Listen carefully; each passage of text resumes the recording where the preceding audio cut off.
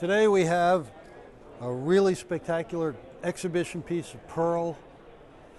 J. Close is the manufacturer, made about 1835, 1845, massive length, lockback, folding knife, made in a cruciform shape, bolster at each end that matches, and it's 1, 2, 3, 4, 5, 6 pieces of pearl, each one carved and shaped exactly to the liners.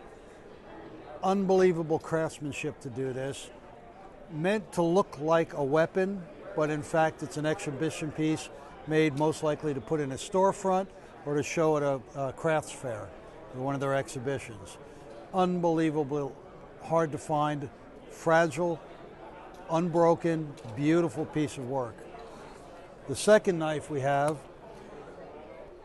is a quill knife, circa 1780, 1790, with 3 blades, distinctively early, but there's a secret to this knife. You turn it over and pull a little pin out. We have a compartment for snuff, all made of tortoise shell with brass liners.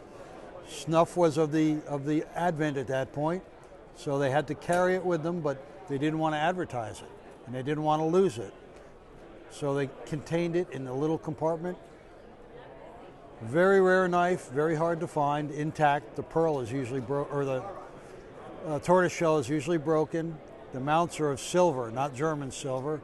When this was made, German silver hadn't been built yet. Nobody had even thought about it. So that's what we have. Early piece, made by a named maker, Mac Daniel. Each blade is marked with his name. And that's our story for today, and we're sticking to it. Appreciate it. Thank you so much.